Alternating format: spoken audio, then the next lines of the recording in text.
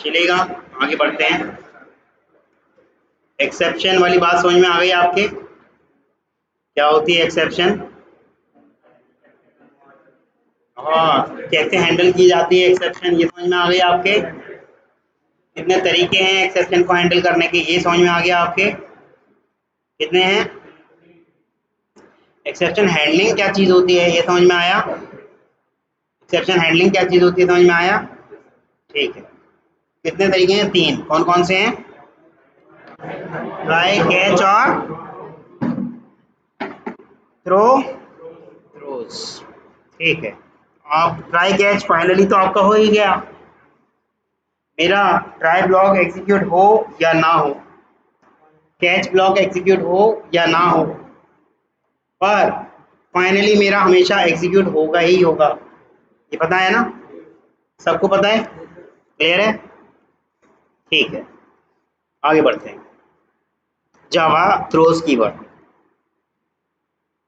इसी में करते हैं ना? ठीक। जावा का थ्रोज कीवर्ड, वैसे हमारे पास हैं 2, थ्रो और थ्रोज।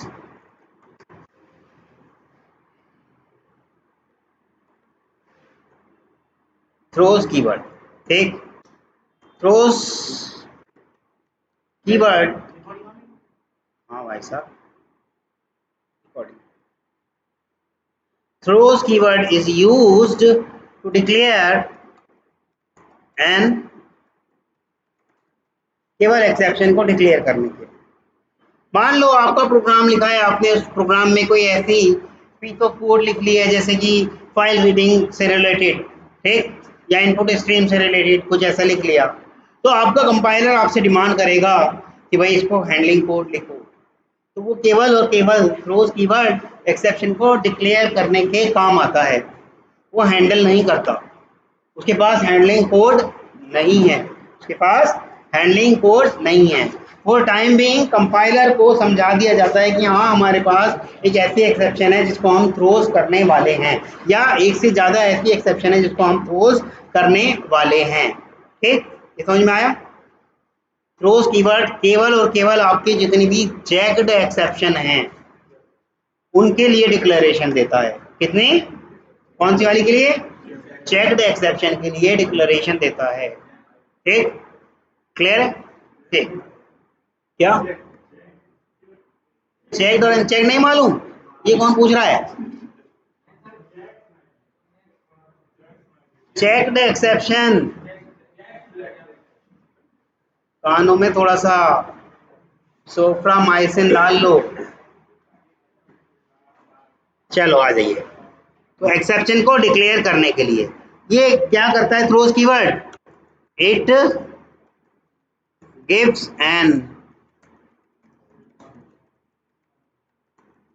एक प्रोग्रामर को इंफॉर्मेशन देता है कि दैट देयर में अकर एन एक्सेप्शन, बस केवल और केवल एक इंफॉर्मेशन देता है कि वहां एक एक्सेप्शन अकर होने वाली है या आने वाली है।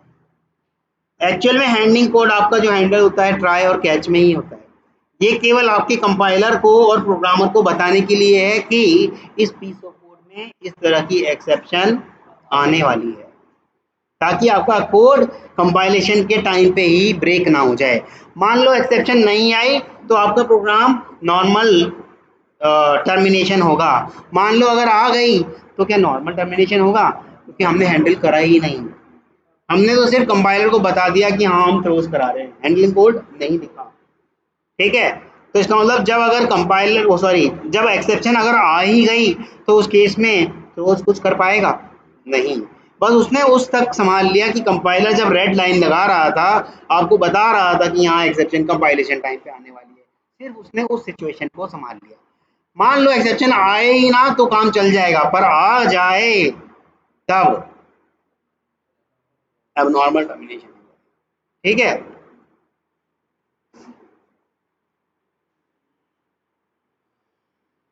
तो मतलब थ्रोज से ज्यादा बेटर वे क्या है? It is better for programmer to provide क्या? सम एक्सेप्शन हैंडलिंग कोड,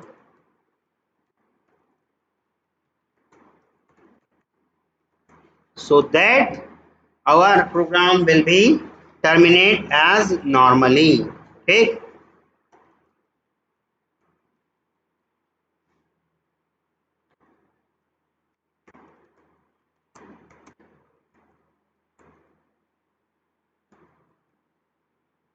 ठीक, समझ में आया? अब इसको करते कैसे हैं? ये तो समझ में आ गया आपके कि कंपाइलर को समझाने के लिए या प्रोग्रामर को बताने के लिए कि इस पीस ऑफ कोड में आपके एक्सेप्शन है, थ्रोस कीवर्ड उस एक्सेप्शन का नाम दे देता है या उसमें एक से ज़्यादा एक्सेप्शंस के नाम दे देता है। कॉमा लगा के आप मल्टीपल एक्सेप्शंस के नाम दे सकते हो। तो होता क्या है आपका, मान लो ये मेरा मेथड का नाम है, मेथड 1, ठीक। इस मेथड 1 के कुछ रिटर्न टाइप होगी, यहाँ मान लो कुछ उसकी रिटर्न टाइप होगी, पर उसके जैसे आपने देखा लेफ्ट साइड में तो रिटर्न टाइप होती है मेथड के, पर जैसे ही आप उसके राइट साइड में आएंगे वही एक स्पेसिफिक प्लेस है उस मेथड से एक्सेप्शन को थ्रोज कराने का, कंपाइलर को और प्रोग्रामर को उस एक्सेप्शन की इंफॉर्मेशन देने का। थ्रोज एक्सेप्शन 1, एक्सेप्शन 2, जो भी आप देना चाहते हो, 1 2 3 4 जितने भी आपकी एक्सेप्शन आने वाली हैं। बस अब आपके मेथड का कोड आ गया यहाँ पर।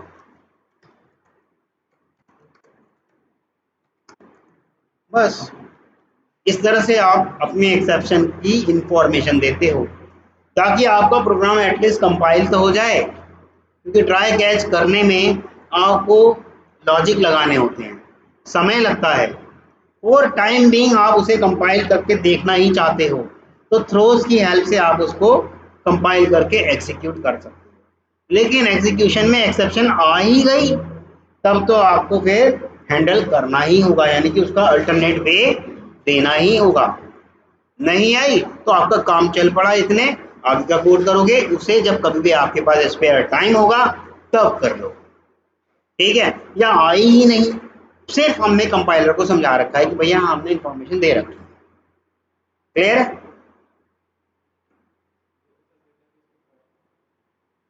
बोलिएगा।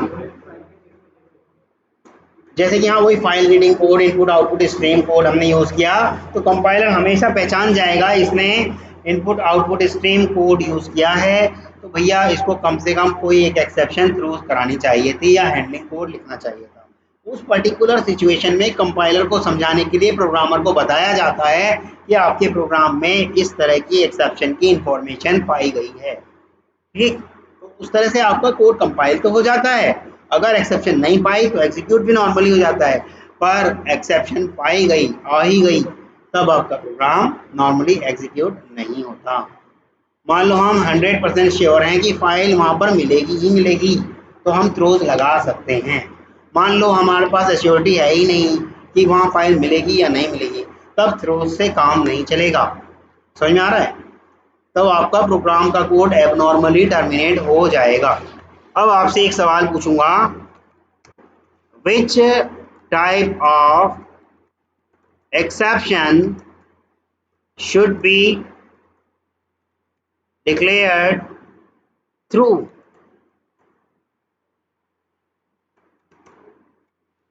Throws keyword? बताइएगा, जिससे पूछा जाए वही बताइएगा। ब्रिजभान, क्वेश्चन समझ में आया? ये बात मैं कम से कम 4 से 5 बार बोल चुका अभी अभी। नहीं मालूम ब्रिजभान? अंकित,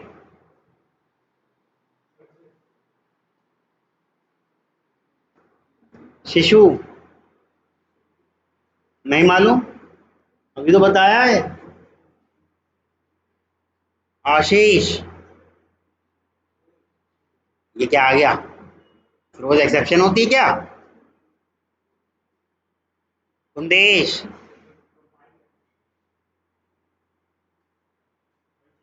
हाँ अब सही शब्द बोला ना। ऐसा मत मानो कि अंकित ने गलत बोला है, वो मैं जानबूझ के उसको इग्नोर किया। बैठ जाओ।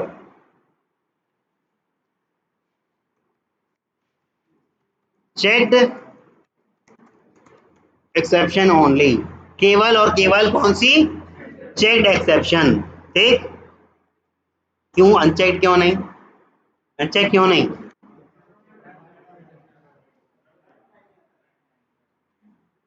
क्योंकि अनचेक्ड एक्सेप्शन रन टाइम पे आती है वो हमारे, अच्छा ये बताइएगा, अनचेक्ड एक्सेप्शन के बारे में, चेक वाला तो हो गया, ये क्वेश्चन हो गया डन। इसको मैं खत्म ही कर दे रहा हूँ। हाँ, अनचेक्ड एक्सेप्शन के बारे में बताइएगा, क्या अनचेक्ड एक्सेप्शन हमारे कंट्रोल में होती हैं? हम उन्हें कंट्रोल कर सकते हैं, कर सकते हैं, कितनी बार बताया, पर मैंडेटरी नहीं होता, कितनी बार तो बताया था, कर सकते हैं। ठीक, ये हमारे कंट्रोल में होती है, तो आप लिखवा देते हूँ।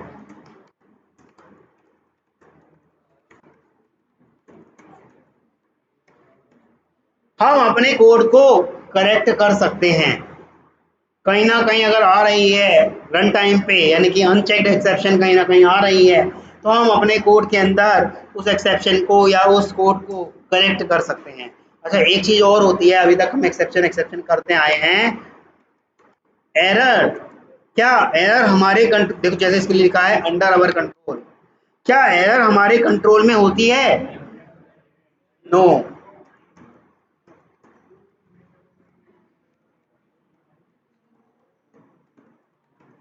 क्यों नहीं होती, कारण बताओ। इसे हम अपने कोड के थ्रू नहीं कर सकते, कभी मान लो नेटवर्क इशू आ जाए, कभी स्पेस वाला इशू आ जाए, ये हम अपने कोड के थ्रू कैसे कर सकते हैं? मान लो इलेक्ट्रिसिटी ही चली जाए, इसे हम अपने कोड के थ्रू कैसे कर सकते हैं? जो कोड के थ्रू किया जा सकता है वो हमारे कंट्रोल में है, जो कोड के थ्रू नहीं किया जा सकता वो हमारे कंट्रोल से बाहर है, इसलिए एरर को कहा गया है ये हमारे कोड के कंट्रोल से बाहर है। क्लियर है? किसी को कोई इशू है, इशू? हाँ बताओ। हाँ,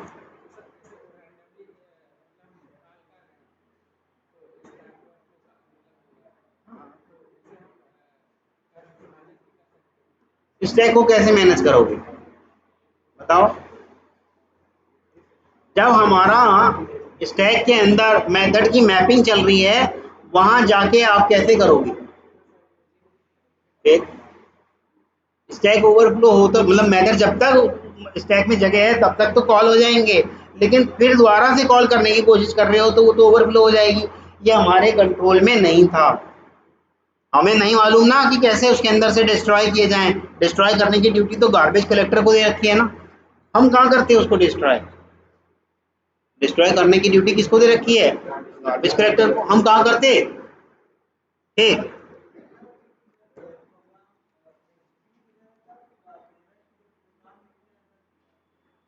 एग्जीक्यूशन के टाइम की। हम्म,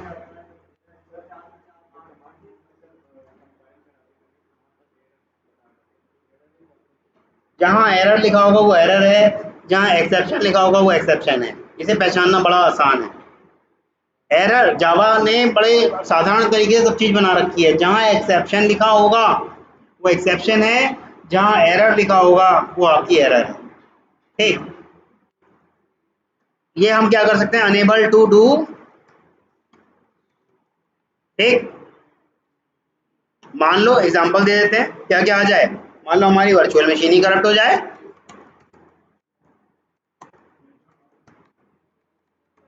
या नेटवर्क एरर आ जाए, या अभी मान सिंह ने एक जो बताई है वही वाली आ जाए, क्या बताई थी, स्टैक।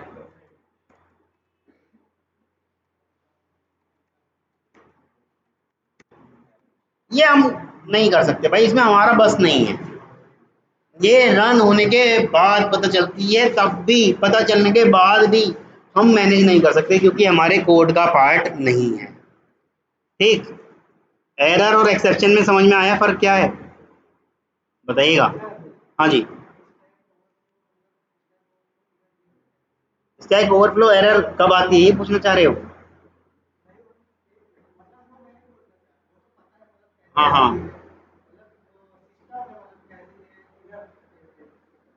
वो तो सिर्फ नाम थ्रो कर देगा स्टैक ओवरफ्लो, बस दैट्स इट। जब तक स्टैक में जगह है कॉल करता जाएगा करता जाएगा करता जाएगा, जैसे ही ओवरफ्लो होगा वो थ्रो कर देगा एरर, क्योंकि उसके स्टैक की सीमा से बाहर हो गया। हाँ, ये मेमोरी मैनेजमेंट में आता है ना भाई, जब तक आपकी मेमोरी उसे मैनेज कर पा रही है तब तक वो मैनेज करेगा, उससे बाहर स्टैक ओवरफ्लो। ठीक, क्लियर है। पेन ड्राइव है, जैसे मान लो एक एग्जांपल, पेन ड्राइव है, पेन ड्राइव में ये मेरी मर्जी है ना कि मैं उसमें फोटो डालूं या टीएक्सटी फाइल डालूं या वीडियो डालूं, ये मेरे कंट्रोल में है। ठीक है ना। पेन ड्राइव में मैं 400 जीबी डेटा डाल दूं, क्या ये मेरे कंट्रोल में है? ये मेरे कंट्रोल में नहीं है। हेलो, इसका ये मेरे कंट्रोल में, हेलो नमस्कार।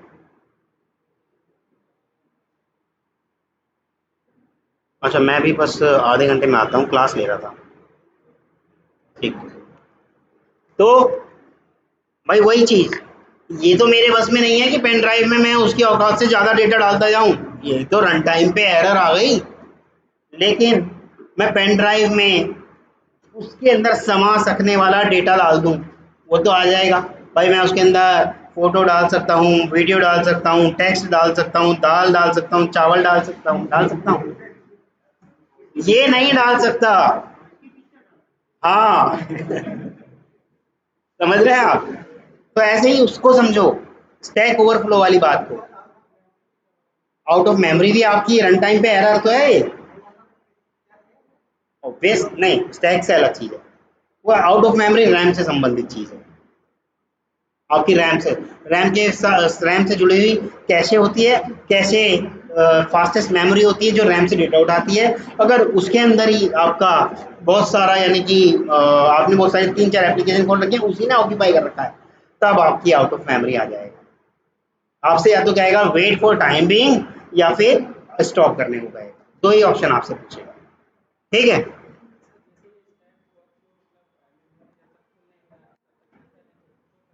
हाँ, थ्रो कर देगा।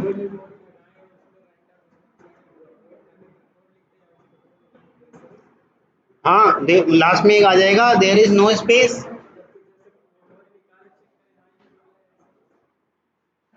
मतलब जब आप कह रहे हो उसके अंदर हम कॉपी करते जाएं, जब उसकी लिमिट पूरी बियॉन्ड हो जाएगी, तब आ जाएगा देयर इज नो स्पेस।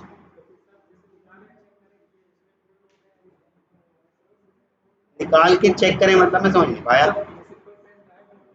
हाँ, अच्छा अच्छा, मैं समझ गया। उसको भी हम ऑटोमेट कर सकते हैं भाई, लेकिन उसके लिए ऑटोमेशन विंडो वाला चलेगा, क्योंकि पेन ड्राइव जब चलाते हैं तो विंडोज एक्सप्लोरर खुल के आता है, ना कि ब्राउजर। विंडोज एक्सप्लोरर जब खुल के आएगा, इस तरह के प्रोग्राम हमने जब कभी प्रोग्रामिंग सीख रहे थे तब किए थे, तो उसमें क्या क्या कर सकते हो आप, पेन ड्राइव का पहले तो जो सेकेंडरी यानी कि यूजेबल डेटा, यूजेबल साइज होता है, जैसे मान लो 2 जीबी की पेन ड्राइव है, तो आपको पूरा 2 जीबी नहीं मिलता। ठीक, उसकी एक एल्गोरिथम लगाई जाती है जिसके हिसाब से उसको 2 जीबी से थोड़ा सा कम डेटा है, उस डेटा को लेके फिर पेन ड्राइव के सारे डेटा को सिलेक्ट ऑल करा के हम उसकी साइज भर लेते हैं। वो साइज अगर मेरी साइज से बियॉन्ड आ रही है तो हम पॉपअप दिखा देते हैं कि भाई ये ज़्यादा आ गया, अब नहीं कॉपी हो पाएगा। ठीक, वो अलग पार्ट है, विंडो मतलब विंडोज के थ्रू आप करा सकते हो। ठीक है।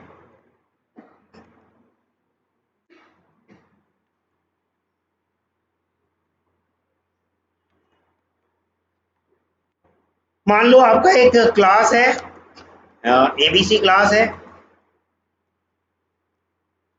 इस क्लास के अंदर कोई मेथड है,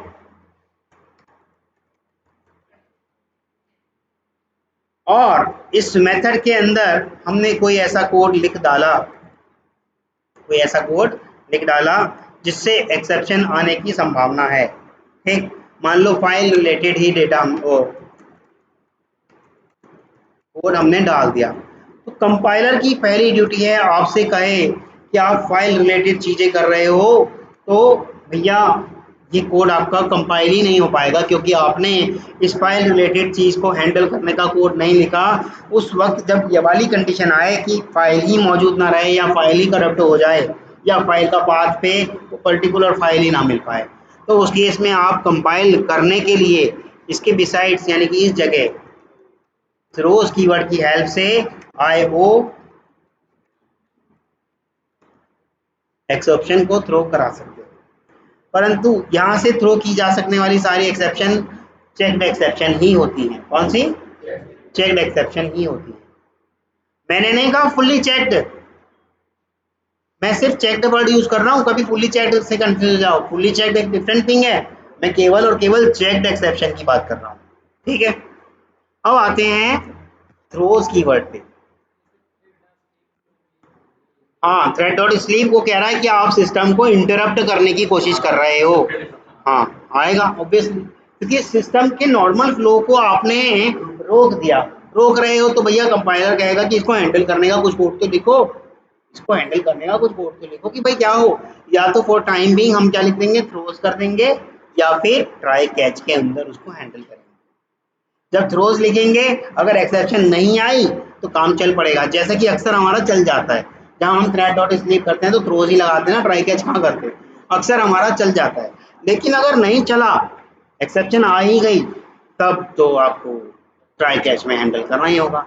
इसीलिए मैंने हमेशा आपको कहा the best way to handle the exception is try catch block. सबसे बेस्ट तरीका है क्या? Try catch block, check the exception के लिए। ठीक, क्लियर है, समझ में आ रहा है? अब आते हैं आपके थ्रोज कीवर्ड पे। जैसे अभी हमने बात करी थी थ्रो कीवर्ड पे, जैसे हमने भी बात करी थी किसके लिए, थ्रोज के लिए, वैसे ही हम बात करेंगे थ्रोज कीवर्ड के लिए। अब मेरा ये जो थ्रोज कीवर्ड है, वो जब मेरा थ्रोज कीवर्ड है वो चेक्ड एक्सेप्शन के लिए है, तो क्या मेरा थ्रो कीवर्ड किसके लिए हो सकता होगा? नहीं, अनचेक्ड के लिए, अनचेक्ड के लिए।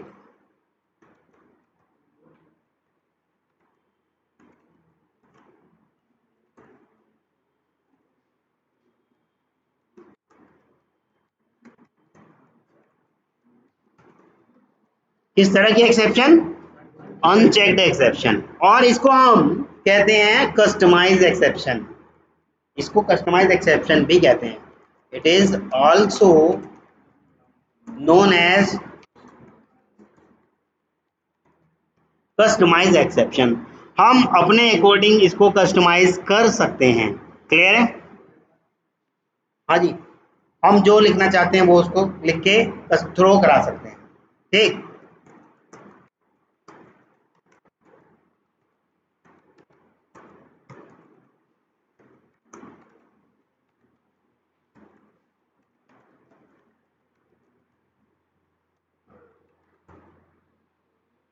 Throw and throws keyword concept है एक्सेप्शन हैंडलिंग का, कंपाइल टाइम पे। ठीक, एक्सेप्शन हैंडलिंग का, where the throw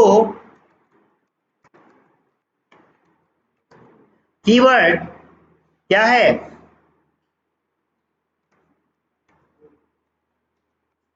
throw the exception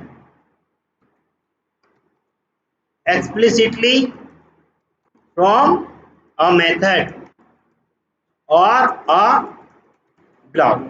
हम एक्सप्लिसिटली कोई एक्सेप्शन कस्टमाइज करके थ्रो कराना चाहते हैं तो थ्रो कीवर्ड का यूज होगा। इंटरव्यूअर आपसे जब पूछेगा what is the difference between throw, throws and throwable, तो थ्रोज आपने बताया क्या कि we can give the information to programmer or we can give the information to compiler that we are throwing the exception in our code, then we will use throws keyword. With the help of throws keyword we can throw multiple exception with the help of separator comma, है ना, comma की help से हम multiple कर सकते हैं।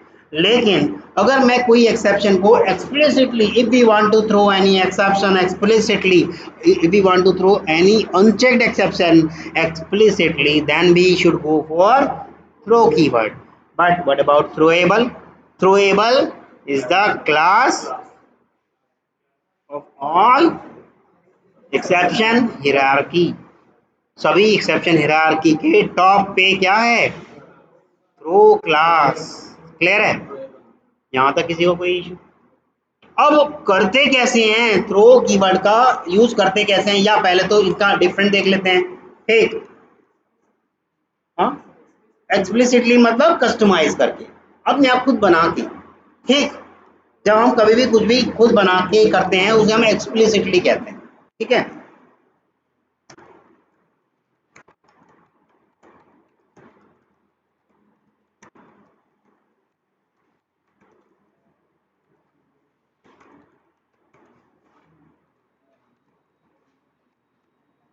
Explicitly in the code और in the block और मेथड सारा नहीं लिख रहा, अभी लिखा ही था, पर थ्रोज की बात करते हैं हम। थ्रोज कीवर्ड इज यूज्ड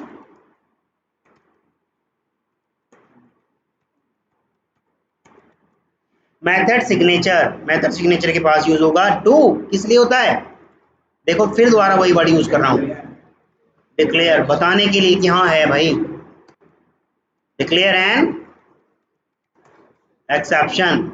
जो आपकी थ्रो हो गई तो भैया अब नॉर्मली टर्मिनेट होगा, नहीं थ्रो हुई तो भैया चल पड़ेगा। ठीक,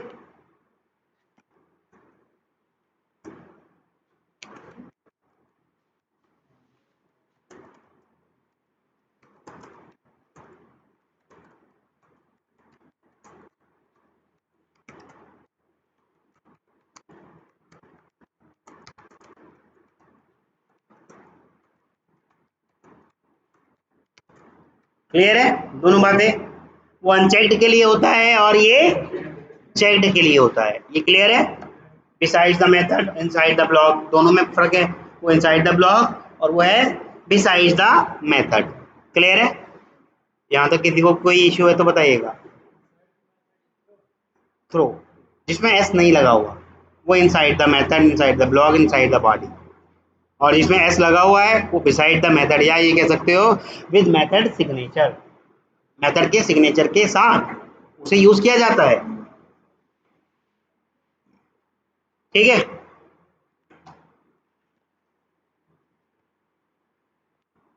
चलिए अब इसका भी एक सिंटैक्स देख लेते हैं। मान लो आपका कोई मेथड है,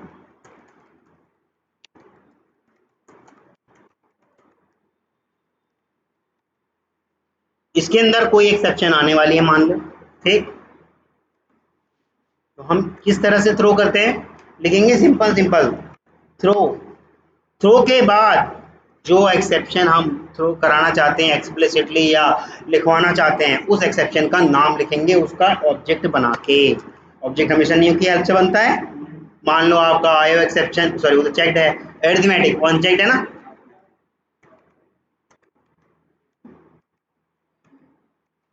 मैटिक। ठीक, लिख दो आप कुछ भी जो आप लिखना चाहते हो, number can not divide by या number can not add by, ऐसा कुछ भी लिख सकते हो, है ना, जैसा भी वहाँ आ रहा होगा उस सिचुएशन के ऊपर डिपेंड करता है। मान लो डिवाइड करा है तो आप डिवाइड वाला कर दो, can not divide by zero, या आपने एक्सप्लिसिटली थ्रो कर दिया। वही कहाँ पर है ये? Inside the, inside the block, inside the block. हमेशा थ्रो आपका एक्सप्लिसिटली थ्रो करेगा with the help of creating an object of that particular exception, उस एक्सेप्शन का ऑब्जेक्ट बना के तब करेगा। अच्छा ये देखिएगा, अभी तक दोनों तरीके की जो एक्सेप्शन हुई हैं, ट्राई कैच वाली भी और मतलब एक्सेप्शन हैंडलिंग वाली चीज, ट्राई कैच वाली भी और थ्रोज वाली भी, दोनों में से किसी ने भी अभी तक ऑब्जेक्ट नहीं क्रिएट किया। ऑब्जेक्ट क्रिएट कर रहा है ये, उनके लिए ऑब्जेक्ट कौन क्रिएट कर रहा था? Default exception handler. उनके लिए ऑब्जेक्ट कौन क्रिएट कर रहा था? Default exception handler. यहाँ ऑब्जेक्ट हम क्रिएट करेंगे न्यू की हेल्प से, और जो लिखना चाहते हैं वो लिखेंगे एक्सप्लिसिटली। क्लियर है? वो बिसाइड द मेथड, ये इनसाइड द मेथड। ठीक, वो डिक्लेरेशन ऑफ द एक्सेप्शन और ये है throw the exception explicitly. Clear है?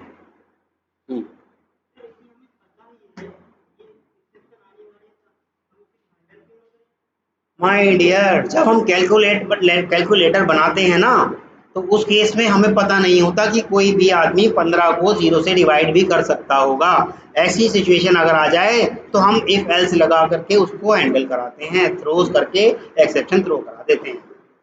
ठीक, कैलकुलेटर नामक चीज के अंदर छोटा सा लिखा हुआ आता है, कुछ लिखा हुआ आता है ना, नैन करके या कुछ ऐसा लिखा हुआ आता है। नल, कैलकुलेटर में नल नहीं आता ना, वो छोटा सा एक सिंबल आता है बस, है ना, जब हम 0 से डिवाइड करते हैं। इन्फिनिटी करके कुछ आता है, या तो वो कस्टमाइज एक्सेप्शन है। अगर उसी के अंदर पूरा आता exception in main thread we can not divide a number by 0, तो कैलकुलेटर की स्क्रीन तो इतनी सी होती है। हाँ, ये लिखा तो है कैन नॉट डिवाइड, पर ये तो आपका एंड्रॉइड का है ना, मैं नॉर्मल कैलकुलेटर स्क्रीन की बात कर रहा हूँ जो छोटी सी होती है। तो उस छोटी सी को ध्यान में रखते हुए हम अपनी कस्टमाइज छोटा सा टेक्स्ट डाल देते हैं बस। ठीक, ये हमारे ऊपर, वो हमेशा वो सेम वाला ही आएगा जो हमने वहां लिखा होगा। क्लियर है?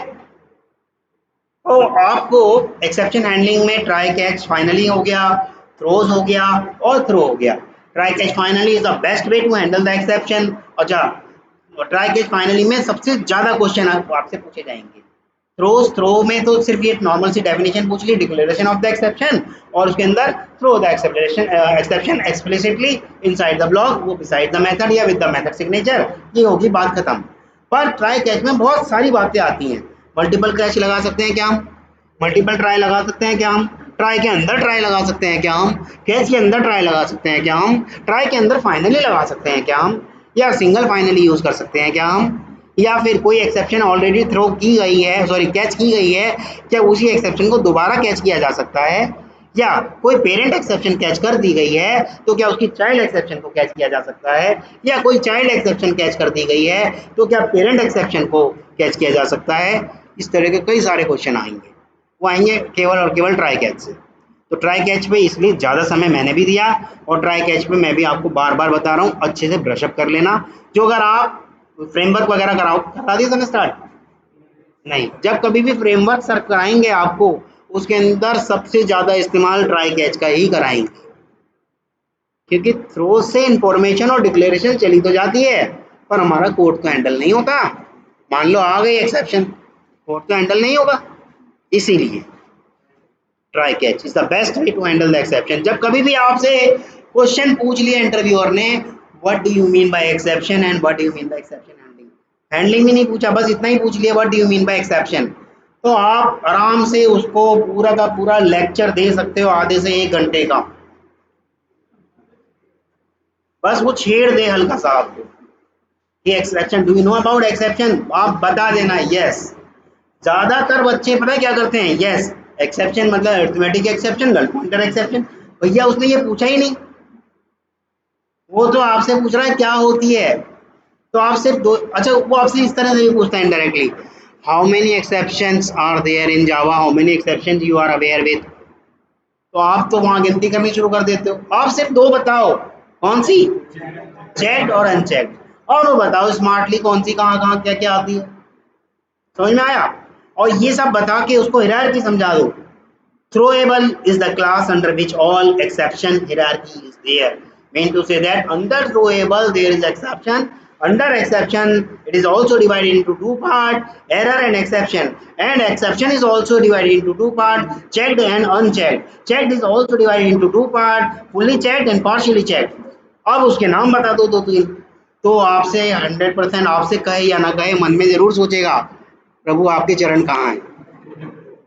ठीक है, लेकिन आपने ऐसे एक्सप्लेन कर दिया तब, अब अगर अटक गए तो भैया मेरी कोई गारंटी नहीं। ठीक है, चलिएगा यहीं तक रखते हैं।